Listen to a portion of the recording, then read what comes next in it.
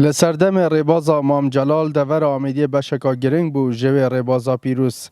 هر دم دور آمیدی تایبتمند یا خولای سروک مام جلال هبوی و خلک دور آمیدی بدل سوزانه پیرو ریبازا پیروز مام جلال بون.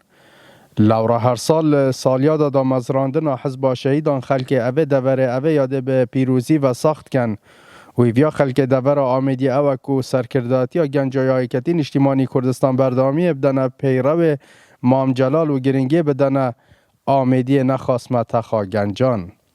پیروز بایل دسته و نیا گنج نکتی هر دو هفت سروکات کم و اندام سرکرداتی تبای و دانان و ملبند و پیروز بایل همین اندام و لینگیر و حزیگر و دلدارت یکیتین اجتماعی کردستان کم. هیوی امید ما و شوان ها دوک سروکی دیگر شاطین ادگوراپان سیاسی دا تشتای با دینا بیت کردن چونکی اوه بومای چندین سال آخر که دورا با دینا یکیت مخلص هاتین پشگو هاوتن شلایت هنده کسا و آن پلا هاتین دام از راندن شلایت مسئله مروفکانه بویا خلک که درسوس هاتیا اهمال کردن. 45 سالیا دامزراندن و یکیتین اجتماعی کردستان همی ملت کرد و همی یکیتی ولایانگیرت یکیتی پیروزکن یکیتی حزب بناف ناخ جماوری درست بوی و هر بو خدمت جماوری و انشالله و جاری جه خلکی باریا پیکتی افغان جدنی هاتین قیاده و نیبونه و انشالله هم جاری جهاد نیبونه و بو خدمت کنه گل ولاتی بید. پیروز بایا همی لاینگر یکیتی و حجیگر یکیتی و اندام یکیتی نشمان کسانه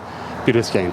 راستی هم گل گجبین او سرکرداری که او یکیتی هاتی آدم دادن خوب برابرته اساس گنجاتی هاتی دانان. دمه که دا دور آمیدی زوربه هری زور خلکه لسر ریبازا پیروز سروک مام جلال و یکیتین اجتماعی کردستان بوینه.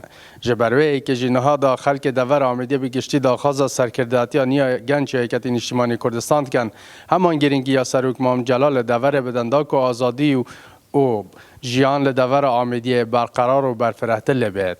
اسام عبدالرحمن، کانال گلی کردستان، قضا آمیدیه.